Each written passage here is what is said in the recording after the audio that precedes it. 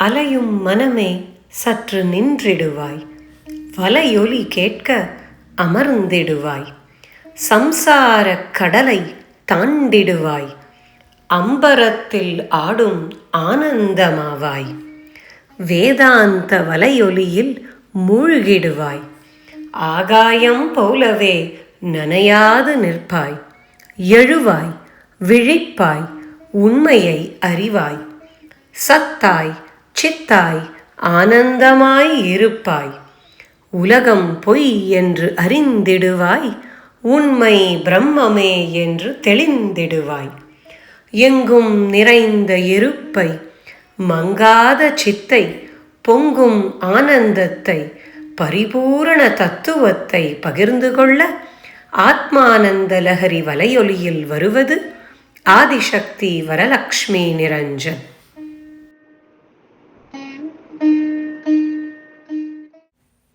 ஸ்ரீ குருப்யோ நமக. நாம் இப்போது கைவல்ய நவநீதத்தில் தத்துவ விளக்கப்படலத்தில் 86வது பாடல்லேருந்து பார்க்க போகிறோம். பாடல் 86.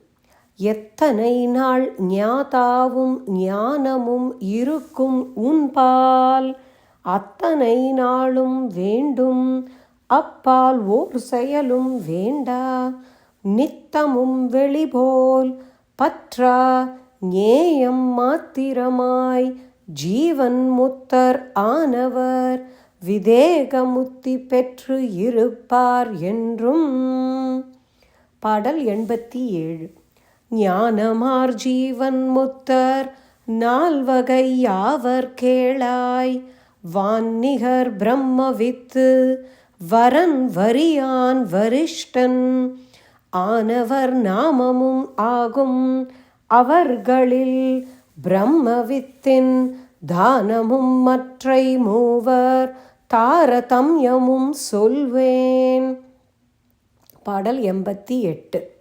தீரராய் பிரம்மவித்தாய் தெளிந்தவர் தெளியுமுன்னம், வாரமாயிருந்த தங்கள் வர்ணாசிரமம் சொன்ன பாரகாரியமானாலும் பலர்க்கு உபகாரமாக நேரதாச் செய்வர் தீர்ந்த நிலை விடார் ஜீவன் முத்தர். பாடல் 89. காமமாதிகள் வந்தாலும் கணத்தில் போம் மனத்தில் பற்றார், தாமரை இலை தண்ணீர் போல் ஜகத்தோடும் கூடி வாழ்வார், பாமரர் என காண்பிப்பார் பண்டித திறமை காட்டார், ஊமரும் ஆவார் உள்ளத்து உவகையாம் ஜீவன் முத்தர். பாடல் 90. வேத கர்மத்தால் வந்த பிராரத்தம் நானாவாகும், ஆதலால் விவகாரங்கள் அவரவர் காவவாகும், மாதவம் செய்யினும் செய்வார் வாணிபம் செய்யினும் செய்வார், பூதலம் புறப்பார் ஐயம் புகுந்து உண்பார் ஜீவன் முத்தர். இப்போ இந்த பாடல்களை நாம் கொஞ்சம் விவரமாக பார்க்கலாம். இப்போ இதுவரைக்கும் என்ன சொல்லியிருந்தார், அந்த சிஷ்யன்கிட்ட நீ எப்போதும் அந்த ஆத்ம நிஷ்டையிலேயே இருக்கணும் அப்படின்னு சொன்னார். சொல்லிட்டு அதை நீ ஆத்ம நிஷ்டையில் இருக்கிறதுக்கு சில தடைகள் வரலாம், அந்த தடைகளை நீ நீக்கிறதுக்கு ஸ்ரவணம் மனனம் நிதித்தியாசனத்தை பண்ணிகிட்டே இருக்கணும் அப்படின்னு சொன்னார். அந்த தடைகள் என்ன சொன்னார்? அறியாமை, இல்லைன்னா சந்தேகம், இல்லைன்னா விபரீத பாவம். இந்த மூணுத்தையும் போக்குறதுக்கு தான் நீ ஸ்ரவணம் மனனம் நிதித்தியாசனம் அதை பண்ணணும் அப்படின்னு சொன்னார். ஸ்ரவணம்னா என்ன சொன்னார்? அதாவது சாஸ்திரத்தில் சொல்லியிருக்கிற இந்த தத்துவத்தை பற்றி கவனமாக கேட்கறது. அதுக்கப்புறம் சாஸ்திரத்தில் சொல்லியிருக்கிற இந்த தத்துவத்தை யுக்தி பூர்வமாக விசாரணை பண்ணி சிந்திச்சு அறிஞ்சிக்கிறது, அது மனனம்.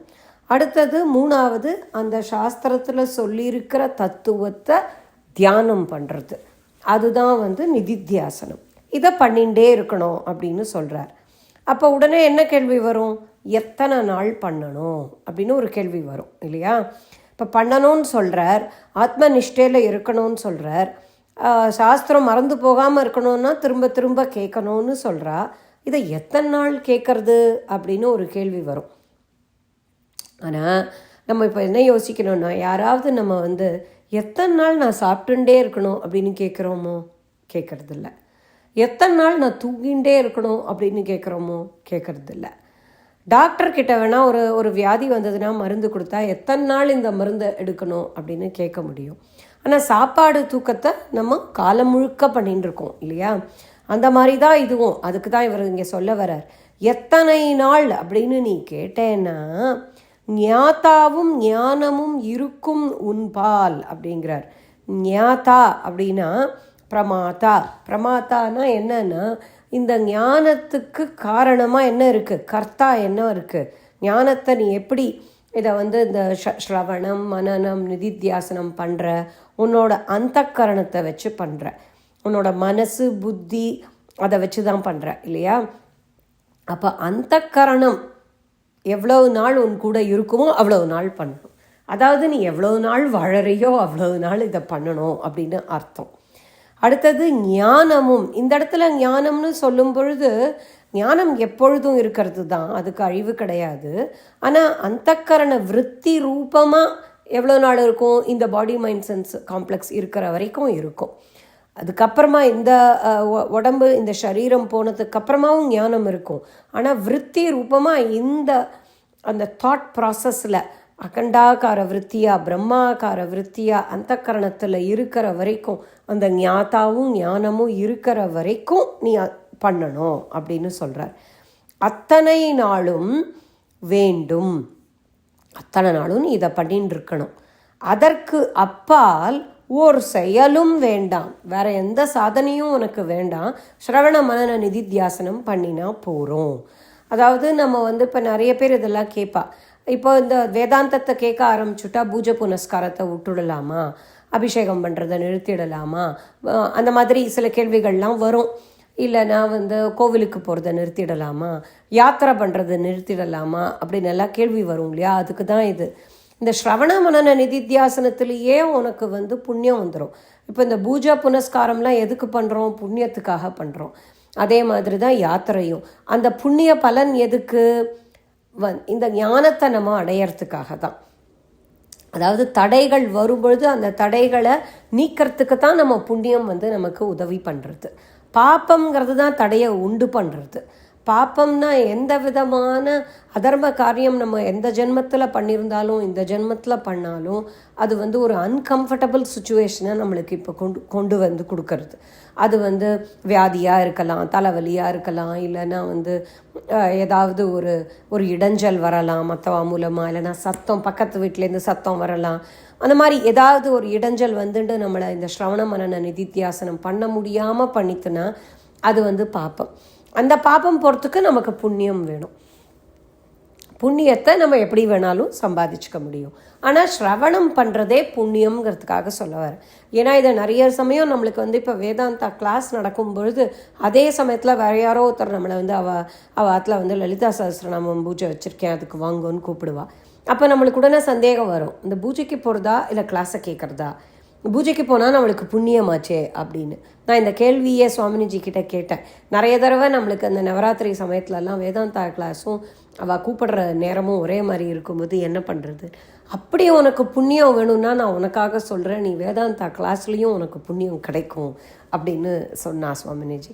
ஏன்னா அந்த அந்த பகவானை தியானிக்கும் பொழுது ஏற்படுறது புண்ணியம்னா, இங்கே நம்ம முழுக்க முழுக்க பகவானை தான் தியானிச்சுன்னு இருக்கோம், நிர்குண பரபிரம்மத்தை தியானிக்கிறோம். அதனால் ஒரு வேதாந்த வகுப்பும் அந்த ஸ்ரவணமும் அந்த மனனமும் நிதித்தியாசனமும் எவ்வளவுக்கு எவ்வளோ புண்ணியம் வேணுமோ அவ்வளோவுக்கு அவ்வளோ புண்ணியத்தை நம்மளுக்கு கொடுக்க போகிறது. அதுக்கப்புறம் ஒரு சாதனையும் வேண்டாம் அப்படின்னு சொல்கிறார். அப்போது அப்படி ஒரு ஞானம் உனக்கு கிடச்சுடுத்துனா நீ எப்படி இருக்கணும்? நித்தமும் வெளிபோல் அப்படிங்கிறார். அதாவது ஆகாசம் மாதிரி. ஏன் அந்த வெளிபோல்? அங்கே முன்னாடி நம்ம பாயிரத்தில் கூட சொல்கிறோம் அந்த வெளிபோல இருக்கணும் அப்படின்னு. அதாவது ஆகாசத்துக்கு எதுலேயும் ஒரு அட்டாச்மெண்ட்டே கிடையாது. மழை கொட்டினாலும், பனி மழை பெஞ்சாலும், அப்படி ஒரு ஸ்னோ பெய்யும், மலைமலையாக ஸ்னோ குமிஞ்சாலும், ஆனால் ஸ்பேஸில் ஸ்னோவே இருக்காது, ஸ்பேஸில் மழையே படாது. அந்த மாதிரி அந்த ஆகாசம் எல்லாத்தையும் பற்றற்று இருக்கிற மாதிரி எங்கும் பரவி வர இருக்கும். அந்த மாதிரி அசங்க ஆகாசமாக நீ பற்று இல்லாமல் பற்றா ஞேய மாத்திரமாய் உன்னுடைய ஸ்வரூப ஸ்வபாவத்தோட சத்து சித்து ஆனந்தம்தான் நான் அப்படின்னு தெரிஞ்சுண்டு நாள்தோறும் ஆகாயம் போல அசங்க சிதாத்மாவாய் ஸ்வரூப ஸ்வபாவத்துடன் இருப்பாய். அதுவே ஜீவன் முக்தருடைய நிலைமை அப்படின்னு சொல்கிறாங்க. நித்தமும் வெளிபோல் பற்றா ஞேயம் மாத்திரமாய் ஜீவன் முக்தரானவர் விதேக முக்தி பெற்று இருப்பார். விதேக முக்தி அப்படின்னு சொல்லும் பொழுது இந்த உடம்பு ஜீவன் இந்த உடம்புலேருந்து போகிற வரைக்கும் அவள் இருப்பாள். அந்த பிராரப்தம் அவளை இருக்க வைக்கும். ஆனால் அது அவளுக்கு எல்லா செயலையும் செய்து முடித்தவன், அந்த கிருதகிருத்தியவன் ஒரு வார்த்தை உண்டு, அந்த மாதிரி நிலைமையில் இருப்பாள். விதேக முக்தி அந்த மாதிரி சொல்கிறதெல்லாம் கூட மற்றவாளுக்காகத்தான். அந்த திருஷ்டியில் இருக்கும் பொழுது முக்திங்கிறது பந்தம் இருக்குன்னா தான் முக்தி இல்லையா? பந்தமே இல்லை, பந்தமே மாயைன்னு தெரிஞ்சதுக்கப்புறம் முக்திங்கிறதும் மாயைன்னு தெரிஞ்சவா இருக்கும்போது அவளுக்கு விதேக முக்திங்கிறது அவளுடைய கண்ணோட்டத்தில் கிடையாது. ஞானம் இல்லாதவர்கள், அஜ்ஞானியின் கண்ணோட்டத்தில் அவர்கள் விதேக முக்தி பெற்று இருப்பார்கள். பிராரப்த கர்மாவே அப்படி தான் சொல்லுவாள். ஞானிக்கு பிராரப்த கர்மா உண்டா அப்படின்னு கேள்வி வரும் பொழுது அஜ்ஞானியுடைய திருஷ்டியில் ஞானிக்கு பிராரப்த கர்மா உண்டு. ஞானியுடைய திருஷ்டியில் கர்மாவே கிடையாது, பிராரப்தமும் கிடையாது, சஞ்சிதமும் கிடையாது, ஆகாமியும் கிடையாது. ஆனால் அஜ்ஞானியோட திருஷ்டியில் அவளுக்கு என்ன ஆகும், இந்த 3 கர்மாவும்னு நம்ம தத்துவபோதால படிப்போம். அதை நம்ம புரிஞ்சுக்கணும். ஏன்னா அந்த உலகமே மித்யா அப்படின்னதுக்கு அப்புறம் உலகத்தை உருவாக்கினவர்னு ஒருத்தர் வேணுமா அப்படின்னு கேட்குறோம்ல, அதே மாதிரி தான் கர்மாவே மித்தியான்னு அவளுக்கு தெரிஞ்சதுக்கப்புறம், செயலையே நான் செய்யலை, நான் ஆத்மான்னு தெரிஞ்சதுக்கப்புறம் ஆத்மாவுக்கு பிராரப்தம் உண்டோ அப்படின்னு கேட்குற மாதிரி இதுக்கு நம்ம எப்படி நம்மளுக்கு தெரியும் எனக்கு இந்த ஆத்மனிஷ்டை எனக்கு வேணும், எனக்கு ஞானம் நன்னா புரிஞ்சுடுத்து அப்படின்னு எனக்கு எப்படி தெரியும் அப்படின்னு கேள்வி கேட்டால் அவளுக்கு தான் அவளுடைய உண்மை புரியும். இது இப்போ சுவாமிஜி சொல்வார், தயானந்தஜி அந்த பகவத்கீதா ஹோம் ஸ்டடியில் போட்டிருப்பார். ஞானம்ங்கிறது இப்போ கண் டாக்டர்கிட்ட போனோன்னா நம்மளுக்கு கண்ணு தெரியல அப்படின்னு சொன்னால் அவர் உடனே நான் பவர் டெஸ்ட் பண்ணுறேன் அப்படிம்பார். ஒரு கிளாஸாக வைப்பா பவரை. நம்மளோட ரைட் ஐயில் கண்ணை மூடிக்கோங்கோ அப்படின்னு சொல்லிட்டு லெஃப்ட் ஐக்கு வைப்பா, அதே மாதிரி லெஃப்ட்டை கண்ணை மூடிக்கோங்கன்னு சொல்லிட்டு ரைட் ஐக்கு வைப்பா. நாம தான் பார்த்துட்டு அந்த எழுத்து தெரியறதான்னு சொல்லணும். கண்ணு டாக்டருக்கு தெரியாது. அப்புறம் என்ன டாக்டர் அவர் நீங்கள் கேட்கலாம். ஆனால் அவர் இப்போ தெரியறதா? தெரியறது. சரி, இதை எடுத்துடுறேன், இப்போ இன்னொரு கண்ணாடி வைக்கிறேன், இப்போ தெரியறதா? தெரியறது. முன்னாடி வச்சது பெட்டராக இருக்கா, இது பெட்டராக இருக்கா அப்படின்னு நம்மளை தான் கேட்பார். ஆக நமக்கு தான் அவாளுக்கு தான் தெரியும் இது நம்ம எந்த நிலைமையில் இருக்கோம் அப்படின்னு. அதுக்கு தான் அந்த FIR, frequency, intensity, recovery time. ஒரு தடவை விவகாரத்தில் போய் மாட்டிக்கும் பொழுது, மாயை நம்மளை இழுக்கும் பொழுது, கோபம் இல்லாமல் சாந்தமாக அமைதியான ஆனந்தம் எப்போதும் இருந்துடுத்துனா ஞானம் இருக்குது. கொஞ்சம் இருக்குது, ஆனால் வந்துடுறது கோபம், இல்லைன்னா ஏதோ ஒரு துக்கம், ஏதோ ஒரு அழுகை, அந்த மனசுக்குள்ளே அந்த ஒரு ஒரு இன்செக்யூரிட்டி, ஒரு உபாதை இருக்குன்னா அப்போ நம்மளுக்கு இன்னும் பிரம்மனிஷ்டை இல்லை, இன்னும் கொஞ்சம் கிளாஸ் கேட்கணும், இன்னும் கொஞ்சம் மனனம் பண்ணணும் அப்படின்னு நம்மளை நாமே ஆத்ம பிரத்யக்ஷம் நம்மளை நாமே தான் பண்ணணும். அந்த டாக்டர் கண்ணாடி வைக்கிற மாதிரி தான் ஒரு உபனிஷத்தும். குரு கேனோபனிஷத்தை காமிச்சு கிளாஸ் எடுத்து புரியுறதா அப்படின்னு கேட்குறாரு. புரியுறது. சரி, நன்னா புரிஞ்சுடுத்தா? இல்லைன்னா இன்னொன்று காட்டுறேன், தைத்திரேய உபனிஷத் கிளாஸ் எடுக்கிறார். இப்போ புரியுறதா? புரியுது. இது பெட்டரா அது பெட்டரா? கொஞ்சம் சந்தேகம் இருக்குது. சரி, அப்போ நடைமுறையில் நான் எப்படி இதை நடத்துறது? அப்போ பகவத்கீதையை கிளாஸை கேளு. புரிகிற மாதிரி இருக்க. நான் சம்ஸ்கிருதம்லாம் மனசுலேயே பதியல. சரி, கைவல்ய நவநீதம் கேளு, அப்போ அது தமிழில் நன்னா மனசில் புரியும். அந்த மாதிரி தான் நம்ம இதை எடுத்துக்கணும். இப்போ வயிறு ரொம்பறதுன்னா அது நம்மளுக்கு தானே தெரியும். நமக்கு 4 இட்லி சாப்பிட்டா வயிறு ரொம்பறதா, இல்லை 5 இட்லி சாப்பிட்டா வயிறு ரொம்பதான்னு பக்கத்தில் இருக்கிறவளுக்கு தெரியுமா, இல்லை பரிமாறுறவளுக்கு தெரியுமா? அவளுக்கு தான் தெரியும். அதான் அந்த சாதுவோமுடைய ஒரு பாட்டில் தான் வரும் அந்த கிருதகிருத்தியவன். அதாவது தர்மம் அதர்மத்தையும் கடந்தவன் நீ அப்படிங்கிறத நீ புரிஞ்சுக்கணும். அது நான் ஏதோ ஒன்று செய்யணும்னு நம்மளுக்குள்ளே தோணிண்டே இருக்குன்னா நம்மளுக்கு இன்னும் அந்த அந்த கிருத்தகிருத்தியவன் வரல. இன்னும் ஏதோ செய்யணும் அப்படிங்கிற ஒரு எண்ணம் இருக்கிற வரைக்கும் எல்லா செயலையும் செய்து முடித்தவன் அப்படின்னு அந்த சும்மா இரு அப்படிங்கிற பதத்தை புரிஞ்சுண்டு சும்மா இருக்கணும், அவர் சும்மா இருக்கிறது அப்படிங்கிறத தெரிஞ்சுக்கிற நிலமை வர வரைக்கும் இதை கேட்டுட்டே இருக்கணும். அதுக்கப்புறமாவும் சில பேர் கேட்டுருப்பா, இல்லை கிளாஸ் எடுப்பா, அதுலேயே மூழ்கின்றிருப்பா. வித்யா மாயை தான் அது. ஆனால் வித்யா மாயையில் இருக்கிறது அவித்யா மாயையில் இருக்கிறத விட மேல். அதனால் ஸ்ரவண மனன நிதித்தியாசனத்தை இந்த அந்தக்கரணம் இருக்கிற வரைக்கும் பண்ணிகிட்டே இருக்கிறது தான் பெட்டர். அந்த ஜீவன்கிற புத்தி அதை நிவர்த்தி பண்ணுறது தான் நிர்வாண நிலை அப்படிங்கிறது. அந்த ஜீவன்கிற புத்திங்கிறது வந்து அந்த தனித்தன்மை, இண்டிவிஜுவாலிட்டி அப்படின்னு சொல்கிறோமே, அது உண்மையான நினச்சுன்னு இருக்கோம். அது அடியோடு நீங்கணும். அசங்க சஸ்திரேன திருடேன சித்வா, அதுதான் மோட்சம். அந்த ஸ்திதப்பிரஜ்ஞ லக்ஷணத்தெல்லாம் போய் பார்த்தோன்னா பகவத்கீதையில் சொல்லியிருக்கும் பொழுது அந்த ஒரு லக்ஷணமும் நமக்கு வந்து இருக்கா அப்படின்னு நாமளே கேட்டுண்டு இல்லை அப்படின்னா திரும்பி திரும்பி கிளாஸை கேட்கணும். ஸ்திதப்பிரஜ்ஞன் புரியலையா, ரமண சத்குரு பாட்டை கேட்கலாம். ரமண சத்குரு பாட்டில் வர்றதெல்லாம் ரமணரை வந்து அப்படியே வர்ணிச்சிருக்கோம். ஆனால் அது ஒன்றும் ஸ்திதப்பிரஜ்ஞ லக்ஷணம் தான். அந்த ரமண சத்குரு அந்த பாட்டு தமிழில் இருக்குது, அதனால் சொல்கிறேன். அது மாதிரி நாம் இருக்கோமா அப்படின்னு கேட்கும்போது இல்லை அப்படின்னா திரும்ப ஸ்ரவணம் பண்ணணும், திரும்ப மனனம் பண்ணணும், திரும்ப நிதித்தியாசனம் பண்ணணும். இது வந்து இன்னொருத்தருக்கு புரிய வைக்கிறதுக்காக இல்லை, அவளுக்கு நாம் ஜீவன் முக்தர்னு புரிய வைக்கிறதுக்காக பண்ணுற விஷயம் இல்லை, நமக்கு நாமே புரிய வச்சுக்கிறதுக்கு தான். You don't have to convince anybody. அது பகவத்கீதையிலையும் சொல்லியிருக்கு. 3வது அத்தியாயம் 18வது ஸ்லோகம்.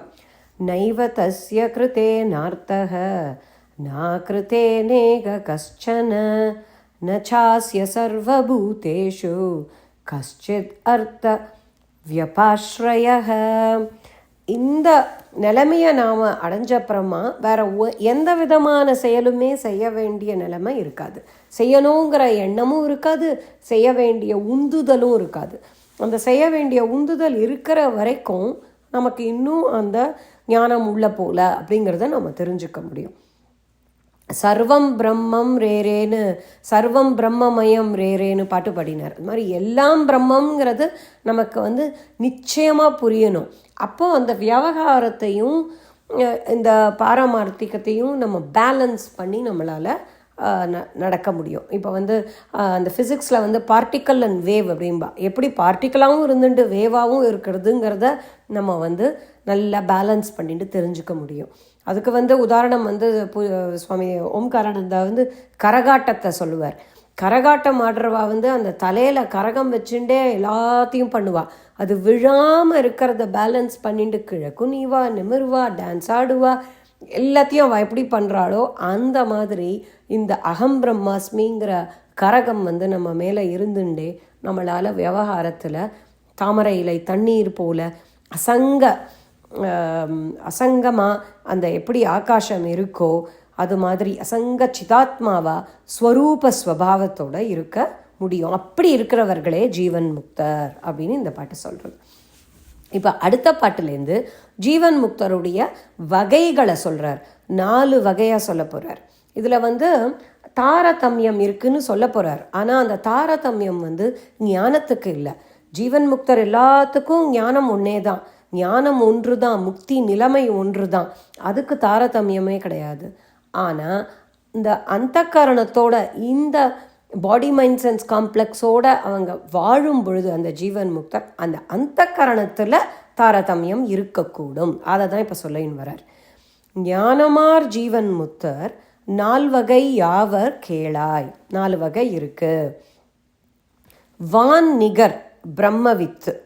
பிரம்மவித்துங்கிறவர் வந்து ஆகாசத்துக்கு ஒப்பானவர். இந்த பிரம்மவித்து தான் நம்ம இப்போ பிரம்மமே நான் அகம் பிரம்மாஸ்மி அப்படின்னு சொல்லின்னு இருக்கிறது. உபனிஷத்தில் வந்து பிரம்மவித் பிரம்மைவ பவதி அப்படின்னு வரும். அதுதான் இந்த நாலெட்ஜுடைய ஒரு பவர்ஃபுல் விஷயம். இப்போ அதுக்கு சுவாமினிஜி சொல்லுவா, ஒரு மைக்ரோபயாலஜி ப்ரொஃபஸர் மைக்ரோ ஆர்கானிசமாக மாறிட முடியாது. ஆனால் பிரம்ம வித்யாவை படிக்கிறவர் பிரம்மமாகவே இருக்க முடியும். மாற முடியறதுன்னு இல்லை, பிரம்மம் தான்ங்கிறத அவர் உணர முடியும். அந்த பிரம்ம வித்து வான் நிகர், ஆகாசத்துக்கு ஒத்தவர். அதோட பிரம்ம வித்து வரன், வரியான், வரிஷ்டன் அப்படின்னு 3 சொல்கிறார். வரன் அப்படின்னா அந்த பிரம்ம வித்துகளில் சிறந்தவர் அப்படிங்கிறது 2வது. அடுத்தது வரியான், வரியான்னா சிறந்தவர்களுள் சிறந்தவர், அது அடுத்த லெவல். அடுத்தது வரிஷ்டன், சிரேஷ்டன் மாதிரி, சிறந்தவர்களுள் சிறந்தவர்களுள் சிறந்தவர் அப்படின்னு 4 பிரிக்கிறார். அதாவது 1 பிரம்ம வித்து, மீதி 3 அந்த பிரம்ம வித்தில் வரன், பிரம்ம வித்தில் வரியான், பிரம்ம வித்தில் வரிஷ்டன் அப்படின்னு. ஆனவர் நாமமும் ஆகும் அவர்களில் பிரம்மவித்தின் தானமும் மற்றை மூவர் தாரதமியமும் சொல்வேன் அப்படின்னு இப்போ சொல்ல போகிறார். இப்போது இந்த பிரம்மவித்தை பற்றி சொல்லும் பொழுது எப்படி பிரிக்கிறாருன்னா, விவகாரம் பண்ணுற பிரம்மவித்து அது 1, மீதி 3 பேரும் விவகாரம் பண்ணாத வகை. அந்த 3 பேரில் 3 வகை சொல்கிறார். ஒருத்தர் விவகாரம் பண்ணுற பிரம்மவித்து, அப்புறம் விவகாரம் பண்ணாத பிரம்ம வித்துகள் 3 வகை, அப்படி பிரிக்கிறார் அவர். இதை பற்றி இன்னும் விவரமாக தெரிஞ்சுக்கணும் அப்படின்னா ஜீவன் முக்தி விவேகம்னு ஒரு புஸ்தகம் இருக்குது. அது வித்யாரண்ய சுவாமி எழுதியிருக்கார். அதில் அவர் இன்னும் தெளிவாக சொல்லியிருப்பார், இந்த ஞானத்தில் தாரதமியம் இல்லை, விவகாரத்தில் தான் தாரதமியம் இருக்குது அப்படின்னு. இதுக்கும் நாம் பகவத்கீதையை நம்மளாம் இதுக்கும் நம்ம கோட் பண்ண முடியும். பகவத்கீதையில் ஒரு ஸ்லோகத்தில் சொல்கிறது, அவர் என்ன சொல்கிறார், ஞானியாக இருந்தால் கூட அந்த ஞானிக்கும் அந்த பிரகிருதி மூலமாக ஸ்வபாவம் இருக்கும். அதாவது அந்த பிரகிருதி குணங்கள் வரும் இல்லையா, அந்த மாயையுடைய குணங்கள் வெளிப்படும். அந்த குணத்தைப்படி தான் அந்த ஞானியும் செயல்படுவார். செயல் நடக்கிறது குணத்தோட செயல். ஆனால் நான் செயல் பண்ணலைங்கிற அந்த அந்த ஞானத்தோடு அவர் வாழ்ந்துட்டுருப்பார் அந்த ஜீவன் முக்தர், அந்த ஞானி. செயல் நான் பண்ணுறேன்னு நினச்சின்னு இருக்கிற வரைக்கும் நீ அஜ்ஞானி. செயல் நான் படலைன்னு தெரிஞ்ச அப்புறமா அது ஞானம் வந்துடுறது. ஆனால் செயல்பாட்டுக்கு நடந்துட்டு இருக்கும். ஈவெண்ட்ஸ் வில் ஹேப்பன், அதுக்கு ரெஸ்பான்சஸ் அப்படி இந்த பாடி மைண்ட்லேருந்து வந்துட்டே இருக்கும். நேச்சுரல் திங்ஸ் ஹேப்பன் நேச்சுரலின்னு பாட்டுக்கு நடந்துகிட்டே இருக்கும். அந்த மாதிரி ஒரு ஸ்லோகம் இருக்குது. இப்போது நம்ம 88வது பாடலுக்கு போனோன்னா இப்போ என்ன சொல்கிறாருன்னா, தீரராய் பிரம்மவித்தாய் தெளிந்தவர் தெளியும் முன்னம் வாரமாயிருந்த தங்கள் வருணாசிரமம் சொன்ன பார காரியமானாலும் பலர்க்கு உபகாரமாக நேரதாச் செய்வர் தீர்ந்த நிலைவிடார் ஜீவன் முக்தர் அப்படின்னு ஆரம்பிக்கிறார்.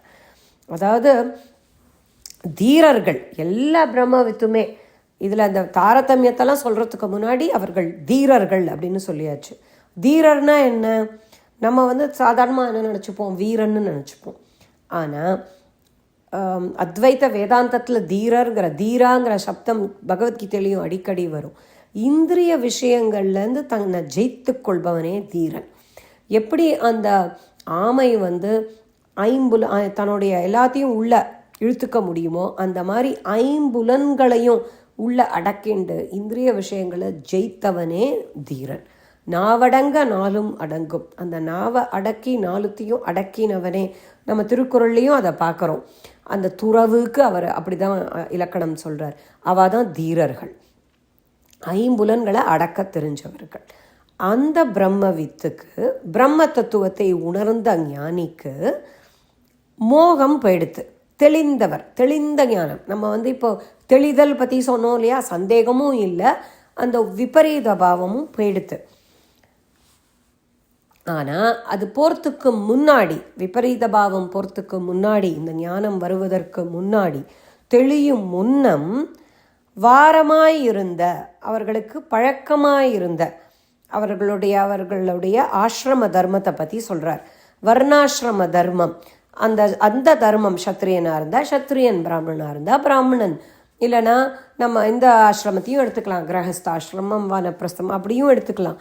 அந்த தர்ம, அந்த சாஸ்திரத்தில் சொல்லியிருக்கிற தர்ம காரியங்கள் பார காரியமாக இருந்தாலும், கடினமான செயல்களாய் உடலை வருத்தி செய்யக்கூடிய செயல்களாய் இருந்தாலும் பலருக்கு உதவும் வண்ணம் உபகாரமாக இருக்கணும். லோக சங்கிரமத்துக்காக அவர்கள் முறைப்படி அதனை செஞ்சுண்டு வருவா.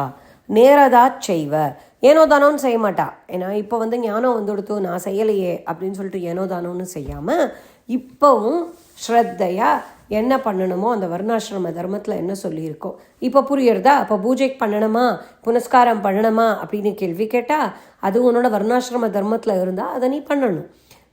அந்த என்ன கொடுக்கப்பட்டிருக்கோ உனக்கு தர்மம் அதை நீ பண்ணணும். இப்போ நீ ஒரு ஒரு வேலையை எடுத்துன்னு இருக்க, ஒரு டாக்டராக இருக்க, ஒரு இன்ஜினியராக இருக்க, ஒரு வக்கீல் தொழில் பண்ணிட்டு இருக்க, ஆசிரியர் தொழில் பண்ணிட்டு அந்த தொழிலை பண்ணணும். இல்லை அம்மாவாக இருக்கேன்னா குழந்தைகளுக்கு பண்ண வேண்டிய தர்மத்தை பண்ணி ஆகணும். அப்பாவாக இருக்கேன்னா அதை பண்ணி ஆகணும்.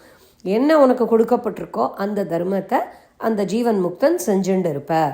ஞானம் வந்ததுக்கு அப்புறமாவும் வாழ்ந்து கொண்டிருக்கும் பொழுதே முக்தர்களாக இருக்கும் பிரம்ம வித்துக்கள். அதனால தான் அவளுக்கு ஜீவன் முக்தர் அப்படின்னு பேர்.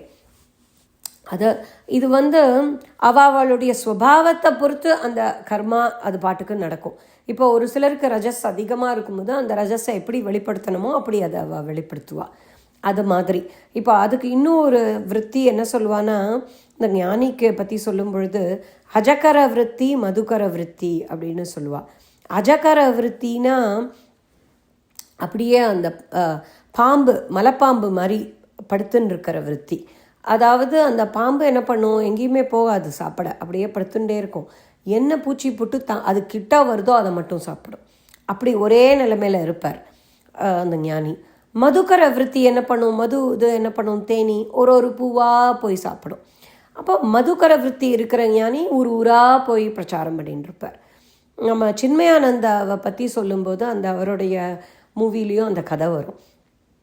அவர் தப்போவன மகாராஜா கிட்ட போய் அவருக்கு ஞானமெல்லாம் அவர் கத்துண்டதுக்கு அப்புறமா அவர் சொல்கிறார், தப்போவன மகாராஜா குரு கிட்ட நான் போய் இதை உலகத்துக்கெல்லாம் சொல்லணும் அப்படின்னு சொல்கிறார். அப்போ குரு அதுக்கு அகெயின்ஸ்டாக சொல்கிறார், போகாத அப்படிங்கிறார். போனேன்னா உன்னை மாயை பிடிச்சுண்டுடும், இந்த உலகத்தில் யாரும் நீ சொல்கிறத கேட்க போகிறதில்ல, நீ போய் பிரச்சாரம் பண்ணிட்டு இருக்க வேண்டாம், நீ கிளாஸ் நடத்துகிறன்னா கூட யாரும் வரமாட்டா அப்படின்னு சொல்கிறார். ஆனால் சின்மயானந்தா சொல்கிறார், இல்லை நான் கொடுத்தாகணும் உலகத்துக்கு. நான் எப்படி இருந்தேன், நான் நாஸ்திகம் பேசிகிட்டு இருந்தேன், என்ன நீ இந்த சாஸ்திரம் மாற்றிடுத்து, அப்போ மற்றவாளுக்கு நான் இதை போய் நான் செஞ்சே ஆகணும்னு எனக்குள்ள ஒரு ஏர்ஜ் இருக்குது அப்படின்னு அவர் சொல்லி, அதுக்கு நீங்கள் எனக்கு பிளெஸ்ஸிங்ஸ் கொடுங்கன்னு உடனே அப்புறம் அவர் குரு பிளெஸ்ஸிங்ஸ் கொடுக்க அவர் வந்ததாக கதை இருக்குது. முதல்ல அவர் கிளாஸ் எடுக்கும் பொழுது யாருமே இல்லையாம், 2 பேர் தான் இருந்தா. ஒன்று நான், இன்னொன்று அந்த மைக் அட்ஜஸ்ட் பண்ணுற ஆள் அப்படின்னு சொல்லுவார். அதுக்கப்புறம் இப்போ கேட்டால் உலகம் முழுக்க சின்மய அமிர்ஷன் பரவி இருக்குது. அவர் மூலமாக நமக்கெல்லாம் கிடைக்கிறது. அவருடைய சிஷ்யரா தயானந்தஜி இப்போ நம்மளுக்கு அதெல்லாம் இன்னும் அந்த சாஸ்திரம் கிடைக்கிறது. எப்படி ஒரு லோக சங்கரகமாக அவர் பண்ணியிருக்கார், பரோபகாரமாக. அதுக்கு சொல்கிறேன் நான். அந்த மாதிரி ஞானிகள் மற்றவாளுக்கு செய்கிற ஞானிகளும் இருக்கா. எங்கேயுமே போகாமல் தப்போவன மகாராஜ் அவருக்கு ஞானம் கிடச்சிடுத்து, அவர் அங்கேயே இருந்தார், சின்மையாக போய் கற்றுண்டார். ரமண மகரிஷி திருவண்ணாமலையை விட்டு நீங்கள அங்கேயே இருந்தார், மற்றவாள்லாம் அங்கே போய் கற்றுண்டா. அப்படி இருக்கிற ஞானிகளும் இருக்கா. இப்படித்தான் இருக்கணும் அப்படித்தான் இருக்கணும்னு அவசியம் இல்லை. இன்னொரு கதை சொல்லுவார் ராமகிருஷ்ணர். என்ன சொல்லுவார்னா, ஒருத்தன் ஒரு ஒரு வீடு ஒரு இதில் ஒரு கிராமத்தில் அந்த 4 சுவர் இருந்துதான். அந்த சுவருக்குள்ளே என்ன இருக்குன்னு யாருக்குமே தெரியாது. அந்த கதவே இல்லை, அங்கே என்ன இருக்குன்னு ஆனால் எல்லாருக்கும் ஒரு க்யூரியாசிட்டி. அப்போ அதை எப்படி போய் பார்க்கறது, ஏணி வச்சு பார்க்கலாம். இல்லையா, ஏணியை கொண்டு வரான். ஒரு ஆள் ஏறி போகிறான். ஏறி போயிட்டு அங்கே போய் பார்த்துட்டு ஆஹா அப்படின்னு சொல்லிட்டு அப்படியே குதிச்சுடுறான் உள்ள. இப்போ கீழே இருக்கிறவாளுக்கெல்லாம் என்ன பார்த்தான், அவன் எப்படி குதிச்சான், ஏன் குதிச்சான்னு புரியவே இல்லை. திரும்ப இன்னொருத்தன் போகிறான், அவனும் அதையே பண்ணிட்டான். 4ஆவதாக ஒருத்தன், 3ஆவது ஒருத்தன் போகிறான், அவனும் அதையே பண்ணிட்டான். 4ஆவதாக போகிறவன் மட்டும் போய் பார்க்குறான். பார்த்த உடனே ஆஹா பூந்தோட்டம் இப்படி பூத்து குலுங்கிறதே, இதை நான் மட்டும் அனுபவிச்சா போகாது, எல்லாரும் அனுபவிக்கட்டோன்னு சொல்லிட்டு திரும்ப அந்த ஏணியில் இறங்கி எல்லாரையும் கூட்டிகிட்டு அங்கே ஒரு பூந்தோட்டம் இருக்குது வாங்கன்னு சொல்லி கூட்டிகிட்டு போகிறான். அந்த மாதிரி சொல்லுவார் இந்த பரோபகாரம் பண்ணுற ஞானிகளை பற்றி சொல்லும் பொழுது ராமகிருஷ்ணர். அந்த மாதிரி 4 விதம் சொல்லியிருக்கு. இப்போ 89வது பாடலில் என்ன சொல்கிறாருன்னா, இவ ஸ்திதப்பிரஜன் இல்லையா, சர்வான் காமான் பவதி. அந்த காமங்கிறது வந்தாலும் அது அவளை விட்டு போயிடும், எல்லா விதமான காமமும் போயிடும். அதை தான் இப்போ இங்கே சொல்லியிருக்கு. காமமாதிகள் வந்தாலும், காமம் ஆதி அப்படின்னா ஒன்று காம குரோத மோக லோப மத மாச்சரிய அப்படி போட்டுடணும் நம்ம. ஆதி அப்படின்னு சொன்னால் எல்லாம் எதுவானாலும் வருமா அப்படின்னு கேட்டால் பிராரப்தம் மூலமாக வருமா. ஏன்னா அது மாயையுடைய குணம், வரும், பிரம்ம வித்துகளுக்கும் வரும். ஆனால் வந்தாலும் கண நேரத்தில் மறைந்து போகும், உடனேயே மறைஞ்சு போயிடும். ஏன்னா அது வருதுங்கிறத அப்படியே வாட்ச் பண்ண தெரிஞ்சிடும் அவளுக்கு இல்லையா. மைண்டில் தானே அந்த எமோஷன்ஸ் வருது. இப்போ எனக்கு கோபம் வருது அப்படிங்கிறத வாட்ச் பண்ணிட்டோன்னா அந்த கோபம் போயிடும், அப்படியே போயிடும். போய் மனதில் பற்றார், பற்று இல்லாமல் அதை ஒரு பற்றுனா இந்த இடத்துல அந்த எண்ணம் வரும் பொழுது அந்த எண்ணத்தை போய் நம்ம ஃபாலோ பண்ணாதான், அதை ஐடென்டிஃபை பண்ணாதான் அந்த எண்ணம் இன்னும் பலமாகும். அது காமமாக இருக்கட்டும், குரோதமாக இருக்கட்டும், மோகமாக இருக்கட்டும், எந்த விதமான எண்ணம் இருந்தாலும். சுவாமி டிவி சொல்லுவார், thoughts are not coming, thoughts are actually going. Thoughts go, நாம் தான் அதை போய் பிடிச்சிக்கிறோம், பிடிச்சிக்கும் பொழுது அது நம்மளோடையே இருந்துடுறது அப்படிம்பார். அந்த பற்று இவர்களுக்கு கிடையாது. அப்படி பற்று இல்லாமல் இருக்கும் பொழுது வாசனையாக அது மாறாது, அந்த ஆசை வாசனையாக மாறாது. தாமரை இலை தண்ணீர் போல் ஜகத்தோடும் கூடி வாழ்வார். அதுக்காக எங்கேயோ காட்டில் மட்டும் உட்காண்டிருப்பான்னு இல்லை. இந்த ஜீவன் முக்தர்கள் ஜகத்தில் தான் இருப்பா, மக்களோட கூடி, உலக மக்களோட கூடி வாழ்வார்கள். பாமரர் என காண்பிப்பார், சாமானிய மனுஷர் போல இருப்பா. ஏன்னா ஒரு பண்டிதன் அப்படின்னு காமிச்சிக்க மாட்டா, எல்லார்கிட்டையும் போயிட்டு அகம் பிரம்மாஸ்மின்னு சொல்லின்னு இருக்க மாட்டா. இப்போ ஒரு கல்யாணத்துக்கு போகிறோமா, அந்த கல்யாணத்துக்கு எப்படி ட்ரெஸ் பண்ணிக்கிறோமோ அப்படி ட்ரெஸ் பண்ணிட்டு கல்யாணத்துக்கு போய் அதை அப்படியே அனுபவிச்சுடுவா. இல்லை வேறு ஏதோ பூஜைக்கு போகிறாளா, அங்கே என்ன பண்ணணுமோ அதை பண்ணுவா. எங்கே வேதாந்த கிளாஸா, அங்கே மட்டும் அந்த வேதாந்தத்தை பேசுவாள். ஊமரரும் ஆவார், அதே சமயத்தில் மௌனமாகவும் இருப்பாள். நம்ம இங்கே என்ன பாமரர் என காண்பிப்பார், பண்டித திறமை காட்டார் பார்த்துட்டோம். ஊமரரும் ஆவார், மௌனமாக இருப்பாள். ரொம்ப வம்பு தும்புக்கு போய்க்கிறது இல்லை, அந்த காசிப் பண்ணுறதை விட்டுருவா. எது தேவையோ அதை மட்டும் பேசிட்டு மௌனமாக இருப்பார்.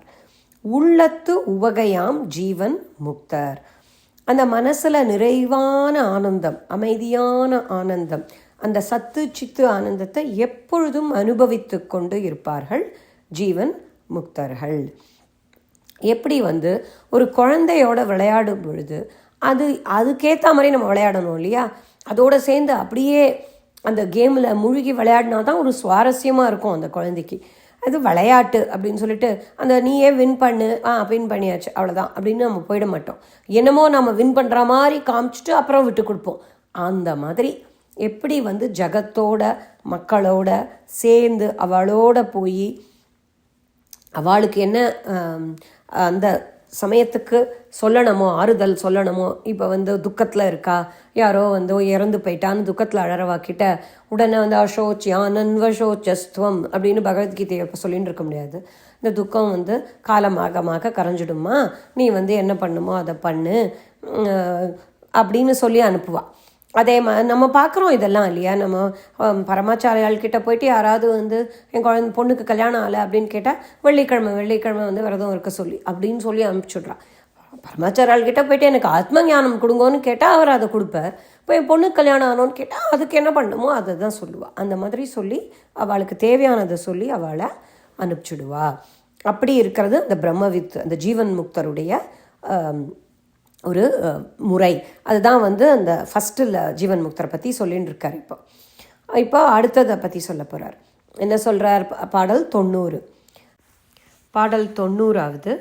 பேத கர்மத்தால் வந்த பிராரத்தம் நானாவாகும், ஆதலால் விவகாரங்கள் அவரவர் காவாகும்.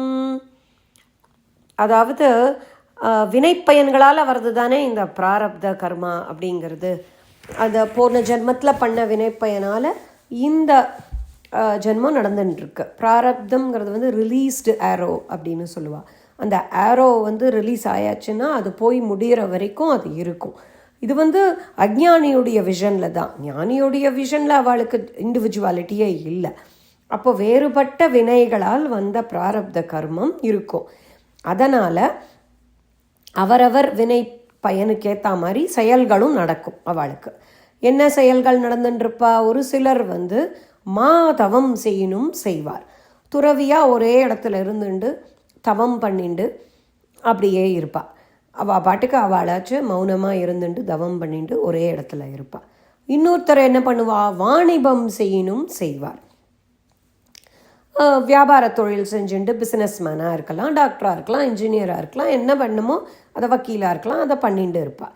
இல்லை ஒரு நாட்டையே அரசாட்சி பண்ணிட்டு பிரைம் மினிஸ்டராகவும் இருக்கணும்னா இருக்கலாம். ஜீவன் முக்தராக இருக்கிறவாளுக்கு எப்படி வேணால் இருக்கலாம். நம்ம ஜனக மகாராஜா அரசாண்டார் அப்படின்னு கதை இருக்குது. பூதலம் புறப்பார், சத்திரியராக இருந்து அரசாட்சி செய்தாலும் செய்வார்கள். நம்ம தான் இப்போ நம்ம பிரைம் மினிஸ்டர், பிரசிடென்ட் அப்படி தான் சொல்லணும். அந்த காலத்தில் ராஜாவாக இருந்திருக்கா. அடுத்தது ஐயம் புகுந்து உண்பார், அதாவது பிக்ஷை எடுத்து உண்பார்கள். எங்கேயும் போயிட்டு இந்த மாதிரி நம்ம புத்தர் மாதிரி போய் எந்த விதமான செயலும் செய்யாமல் அவா பாட்டுக்கு பிக்ஷை எடுத்துட்டு என்ன கிடைக்கிறதோ அதை சாப்பிட்டுண்டு இருக்கிற ஜீவன் முக்தர்களும் உண்டு. எப்போதும் ஜபம் பண்ணிகிட்டே இருப்பா, தியானத்திலேயே இருப்பா. இல்லைன்னா விவகாரம் பண்ணிட்டு விவகாரத்தில் இருக்கும்போது எப்படி இருக்கணுமோ அப்படி இருந்துட்டு மற்ற நேரத்துலலாம் ஆத்மனிஷ்டையில் இருப்பா. அப்படிங்கிறத இங்கே சொல்கிறார். இப்போ இதுலேருந்து முக்கியமாக என்ன புரிஞ்சுக்கணுன்னா, எல்லாருக்கும் ஞானம்ங்கிறது பொதுங்கிறது இதில் தெரியறது. பிராமணாள் மட்டும்தான் ஞானம், க்ஷத்ரியாளுக்கு மட்டும்தான் ஞானம் அப்படி இல்லை. வாணிபம் செய்யும் வைஷ்வனுக்கும் உண்டு, ஒரு வேலை செய்கிற எல்லாருக்கும் உண்டு. நம்ம இந்த ஜாதி பேதம் இல்லாமல், மத பேதம் இல்லாமல், நாடு பேதம் இல்லாமல் எல்லாருக்கும் இந்த ஞானம்ங்கிறது பொது. அந்த ஜீவன் முக்தர்கள்ங்கிறது எந்த ஞானம் வந்தவர்கள் எல்லோருமே ஜீவன் முக்தர்களாக இருக்க முடியும். இருந்துண்டே அவளுடைய வர்ணாசிரம தர்மத்தை அனுசரிச்சுண்டு இருக்க முடியும். அப்படிங்கிறது இந்த பாட்டு வரைக்கும் முடிச்சிருக்கார். இனிமே வர பாட்டில் மீதி அந்த 3 வித, அந்த வரன், வரியான், வரிஷ்டன் அவளை பற்றி சொல்ல போகிறார். அதை நாம் அடுத்த பதிவில் பார்க்கலாம். நிறைவு பிரார்த்தனை. அறிவிலே தெளிவு, நெஞ்சிலே உறுதி, அகத்திலே அன்பினோர் வெள்ளம், பொறிகளின் மீது தனி அரசாணை, பொழுதெல்லாம் நினது பேரருளின் நெறியிலே நாட்டம், கருமயோகத்தில் நிலைத்திடல் என்றிவை அருளாய், குறிகுணம் ஏதும் இல்லதாய் அனைத்தாய் குலவிடுதனி பரம்பொருளே. எண்ணிய முடிதல் வேண்டும், நல்லவே எண்ணல் வேண்டும், திண்ணிய நெஞ்சம் வேண்டும், தெளிந்த நல்லறிவு வேண்டும், பண்ணிய பாவமெல்லாம் பருதி முன் பனியே போல நன்னிய நின்முன் இங்கு நசித்திடல் வேண்டுமன்னாய். ஐயனே எனதுள்ளே நின்று அனந்த ஜன்மங்களாண்ட மெய்யனே உபதேசிக்க வெளிவந்த குருவே போற்றி. உய்யவே முக்தி நல்கும் உதவிக்கோர் உதவினாயேன், செய்யுமாறொன்றும் காணேன் திருவடி போற்றி போற்றி.